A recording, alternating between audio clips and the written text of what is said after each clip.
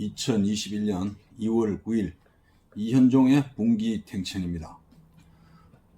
오늘은 정부의 막강한 부동산 정책으로 인해서 다주택자들이 어떤 고통을 겪고 있는지 간단히 살펴보겠습니다. 정부가 시행하는 부동산에 대한 징벌적 양도소득세가 오는 6월 1일부터 강화돼서 시행되는 걸로 나와 있습니다. 이에 따라서 제가 아는 바로는 1가구 2주택자들은 66%, 3주택자 이상은 77%를 양도차익에서 세금으로 내야 합니다. 이렇게 된다면 집주인은 그동안의 물가 상승률 등을 고려한다면 실질적으로는 집을 팔고 적자를 보는 셈이죠. 예를 들겠습니다. 제가 아는 사람이 처한 현실입니다. 그 사람은 강남에 7, 8년 전에 10억짜리 국민주택 규모 아파트를 샀습니다. 그래서 3주택자가 되었습니다. 이 사람은 전형적인 투기꾼이 아닙니다. 부동산 임대업 신고를 하고 그냥 지냈습니다. 그런데 지금 그 집이 20억으로 올랐습니다. 그것도 최근 2, 3년 만에 다 올란 겁니다. 거의. 그 사람은 집을 살 때 대출을 5억은 받았고 지금은 전세금이 14억 원입니다. 그런데 지금 그 집을 팔고 싶습니다. 징벌적 세금인 종합부동산세를 감당할 수 없기 때문입니다. 소문에 앞으로 종부세가 더 강화된다고 해서 더 불안합니다. 부동산과 관련한 세금 문제를 세무사한테 물어봐도 너무 자주 바뀌고 복잡해서 속 시원한 대답을 쉽게 얻기 어렵습니다. 그러나 팔 수도 없는 기막힌 현실이 펼쳐집니다. 간단히 계산해서 저는 세금 전문가는 더욱 아닙니다만은 보통 사람의 상식선에서 얘기해 볼까 합니다. 그럼 지금 그 사람이 20억의 집을 팔았다면 양도 차익이 10억 원인데 10억 원에 대한 세금이 7억 7천만 원입니다. 거기서 과거 집을 살 때 냈던 취득세 2%를 공제받는다 해도 7억 5천만 원을 내야 됩니다. 그럼 20억에 팔아서 7억 5천을 세금으로 내면 12억 5천이 남는데 전세금 내주려면 기존에 전세금으로 받았던 돈 중에서 1억 5천을 내놔야 됩니다. 여기서 최초 매입자금 5억 원과 융자금 5억 원을 빼면 계산상으로 20억 원짜리 집을 팔고 남는 것은 단돈 2억 5천입니다. 이걸 융자금에 대한 이자, 중개료, 집 매입할 때 들어간 돈 이자, 그동안의 물가 상승률, 또 수리비 이런 걸 계산하면 적자라는 주장입니다. 그러면 어떤 사람은 과세가 강화되기 전에 팔면 될 것 아닌가 하지만 지금은 자금 출처 조사 등으로 인해서 거래가 쉽지 않다고 합니다. 그것도 전세금으로 받았던 돈이 고스란히 그대로 남아있을 때 얘기입니다. 그러나 전세금을 어디에 투자를 잘못해서 손해가 났든지 했다면 그 사람은 그야말로 20억짜리 집을 팔고 큰 손해를 보게 되는 겁니다. 사실 전세 10억, 15억에 나왔다면 그 돈을 누가 가지고 있는 사람은 없습니다. 어디에 써도 쓰고 투자를 합니다.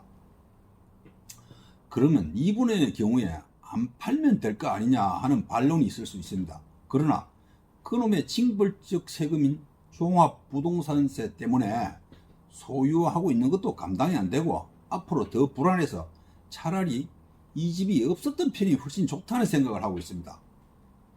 또 다른 사람 한 사람 예를 들겠습니다. 성남 분당에 지난 90년에 분양할 때 9천만 원에 샀습니다. 31년이 지났습니다. 그런데 지금 이 집이 올라서 18억이랍니다. 지금 그 집 전세금이 또 10억입니다. 그나마 전세 들어온 지가 오래돼서 좀 싼 편입니다. 이 사람은 2주택자입니다. 그런데 간단히 해서 17억에 대한 세금으로 66%인 11억 원 정도를 내면 전세금 내줄 돈이 역시 부족합니다. 보유하고 있던 돈에서 내야 됩니다. 이분도 절규합니다. 왜 그 집이 있어서 이렇게 머리가 아픈지 열심히 노력해서 재산을 마련했는데 그게 오히려 골칫덩어리가 돼서 괴롭히고 있다고 합니다. 자살도 생각한답니다. 그 집으로 인해서 이러도 저러도 못하는 처지랍니다. 31년 장기 보유자가 투기꾼인지 그분은 묻고 있습니다. 이 제보자도 앞에서 말씀드린 사례와 비슷한 처지입니다. 아무것도 남는 게 없다는 주장입니다. 단기 차익을 노리고 집을 산 사람이 투기꾼이지 어떻게 장기 보유자에 대한 아무런 배려도 없이 똑같이 투기꾼 취급을 하는지 도저히 이해할 수 없다는 주장입니다. 자신들이 무슨 죄인인가 하며 항의하고 있습니다. 어떤 분은 주장합니다. 현재 자가 3년 이상이면 양도세가 면제되는데 3, 4년에 한 번씩 집을 옮겨 다니면서 집값이 오르면 팔고 그렇게 해서 차익을 많이 남기지만 이 사람들은 세금 혜택을 다 받고 있습니다. 이들이 오히려 투기꾼이 아니냐는 주장도 있습니다. 그분들은 절규합니다. 누가 집값을 올려달라고 했나? 이놈들이 정책 잘못으로 집값 올라가게 해놓고 국민 재산을 강탈하는 것이라고 주장합니다. 이들은 30년, 10년씩 집을 보유하면서 수리비만 또 얼마나 들어갔는지 모를 정도랍니다. 우리나라에 이런 처지에 놓인 사람이 얼마나 많겠습니까? 그런데 이렇게 많은 세금은 어디서 나옵니까? 결국은 집이 없는 서민이 집을 사야 하는데 결국 그 서민 돈으로 막대한 세금을 부담하는 겁니다.